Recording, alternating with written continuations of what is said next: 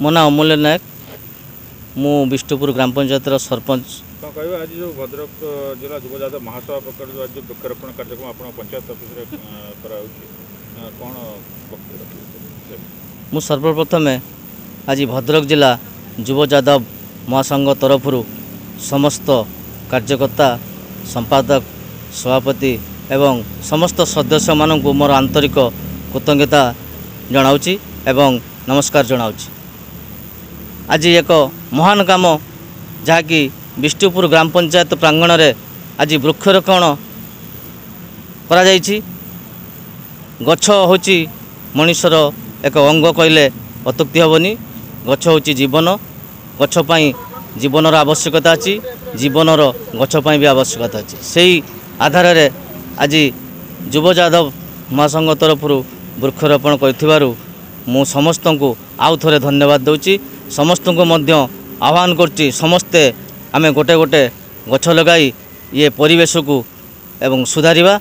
सेतिपई आजिर दिन में आमे समस्ते शपथ नहीं गछ लगेबार गोटे स्वप्न देखा। एति कही मु समस्त को आउ थोड़े धन्यवाद जनाई समस्त को नमस्कार जनाई मो वक्तव्य रखुछि।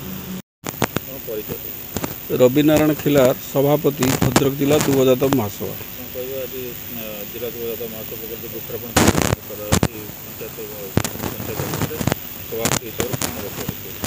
भद्रक जिला युव जादव महासभा पक्ष प्रतिवर्ष परी चलित वर्ष वृक्षारोपण कार्यक्रम प्रत्येक ब्लॉक रे करा जाउछि।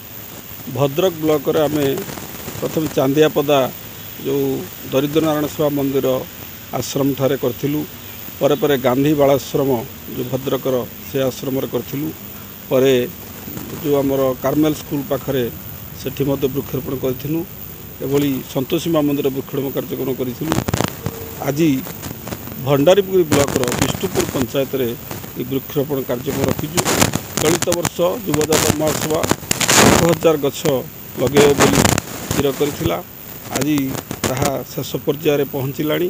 आमे प्रथमे जो चलित वर्ष वन महोत्सव जुलाई 1 तारिख वृक्षारोपण कार्यक्रम आरंभ करिछु।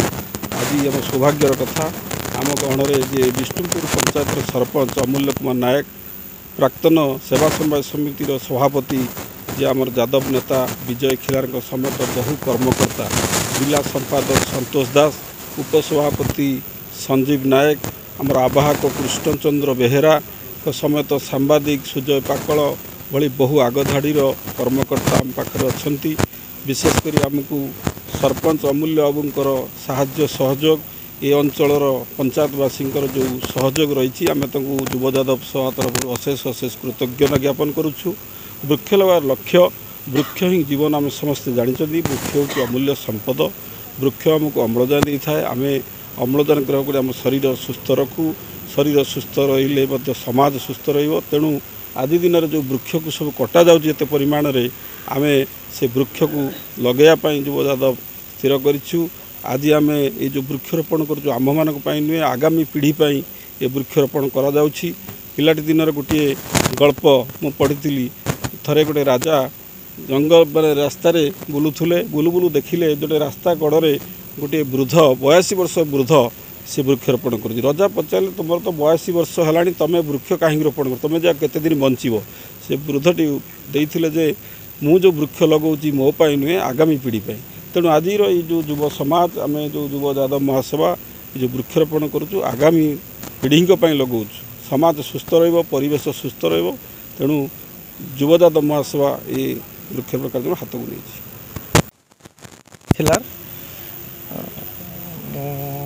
जलगंडा सभा समिति सभापति।